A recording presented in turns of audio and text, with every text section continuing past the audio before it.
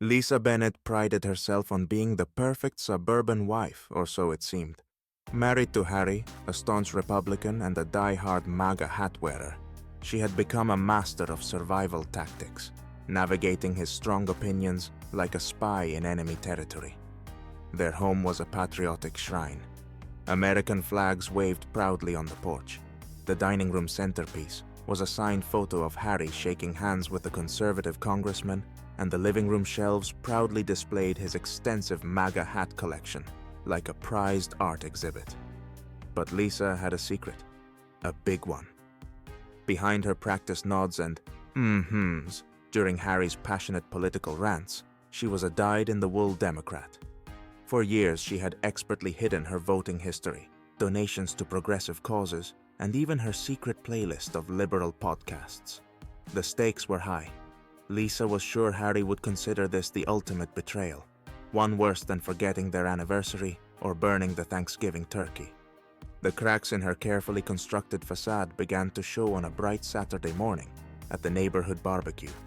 Harry, wearing his favorite MAGA hat, the one he called Lucky Red, planted himself in the center of a group and launched into a fiery debate about the latest election. His voice grew louder with every point, his arms flailing dramatically, as if he were campaigning himself. Meanwhile, Lisa attempted the invisibility trick, standing by the grill, pretending to inspect potato salad, like it held the meaning of life. That's when Grace, a liberal neighbor, known for her love of a good political clash, sauntered over with a sly smile. "So, Lisa," she began, raising her eyebrows in mock curiosity, "what's your take on all this?" Lisa froze, a piece of corn on the cob halfway to her mouth. She could feel Harry's eyes burning into her back, and Grace's gaze daring her to respond. "Oh, you know," she stammered with a nervous laugh, "I just support unity." Grace's smirk grew. "Unity, nice one," she said, her tone dripping with amusement. Harry, oblivious, clapped Lisa on the back. "That's my girl," he declared proudly. As the group erupted into laughter, Lisa felt her stomach churn. Her web of carefully spun lies was fraying fast, and she had no idea how much longer it would hold. The real storm hit on election night. Harry was perched on the couch, eyes glued to the TV, a bowl of chips in one hand and his MAGA hat tilted just so, as if it were his personal crown. Each Republican victory brought a triumphant yes or a fist pump, while Lisa sat on the edge of the sofa, gripping a lukewarm cup of tea like it was a lifeline. Inside, she quietly rooted for the Democrats, her heart sinking with every cheer Harry let out. "Another win!" Harry exclaimed, his voice booming through the living room. "This is the America I'm talking about!" Lisa forced a smile, muttering a weak, "That's great," while discreetly taking a sip of tea to swallow her growing dread. But her carefully maintained facade began to wobble when Harry turned to her, phone in hand and eyes alight with excitement. "Come on, Lisa," he said, thrusting the phone toward her. "Let's show the world where the Bennetts stand. A quick post, something like, 'Proud to support the red wave.' What do you say?" Lisa froze. Her palms began to sweat, and she gripped her teacup tighter. "Maybe we should keep politics off social media, Harry," she said, her voice wavering slightly. "It's divisive." "Divisive?" Harry echoed, his tone sharpening like a blade. "It's about taking a stand for what's right." Lisa's heart pounded as she nodded, her smile plastered on like a sticker about to peel off. "You're right, honey. You handle it. You're so much better with words." Harry grinned, but something flickered in his eyes, a shadow of suspicion. In the days that followed, his questions began innocently enough. "Who did you vote for again?" And, "You agree with me on this, don't you?" But each one felt like stepping on a landmine. Lisa deflected with vague answers, hoping the conversation would shift back to football or Harry's latest barbecue plans. But Harry wasn't easily fooled. Weeks passed, and Lisa's hesitation during his rants grew more noticeable. One night, after a particularly heated argument about a controversial bill, Harry slammed his fist on the table. "You're not hiding something from me, are you?" he demanded, his voice heavy with accusation. Lisa's throat tightened. Her eyes darted to the clock, as if hoping for a rescue from time itself. Of course not, she lied, the words tasting bitter. But the look in Harry's eyes said he wasn't convinced. And for the first time, neither was she. The breaking point came during their son Max's school fundraiser.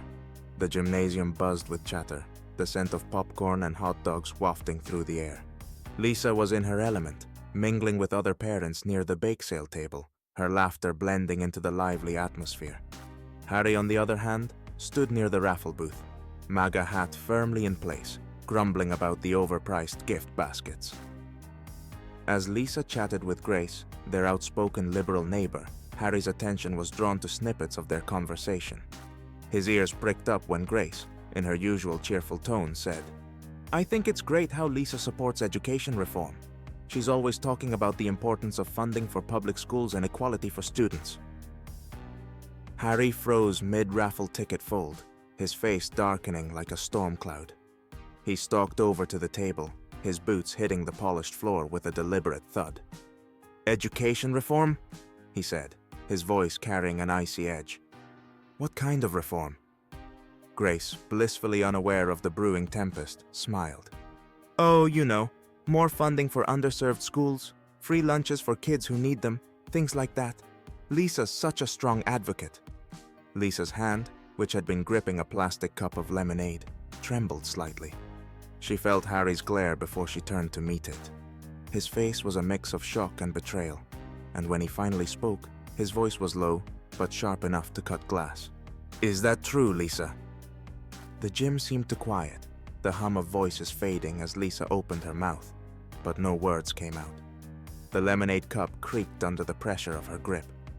The car ride home was silent, save for the sound of Harry's fingers drumming furiously on the steering wheel. When they got inside, the dam broke. "You've been lying to me, haven't you?" Harry bellowed, pacing the living room like a caged lion. "All this time, pretending to agree with me, but you're really one of them, aren't you?"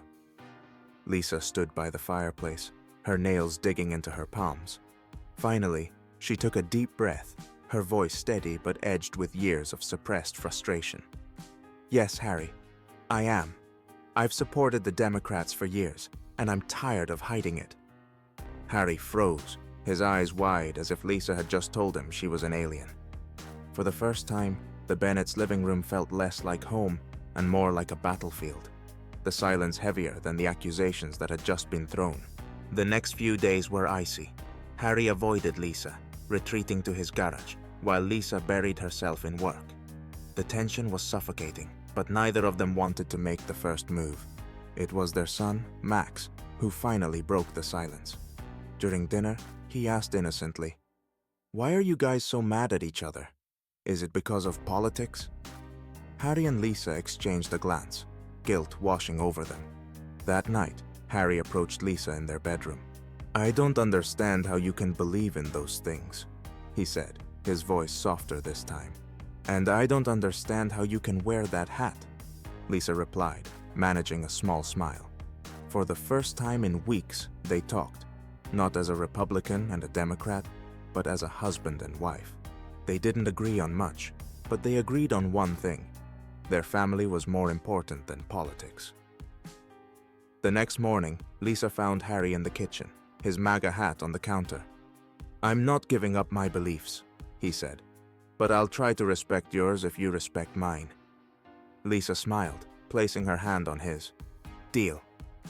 As they hugged, Max ran into the room, cheering. "Does this mean no more yelling?"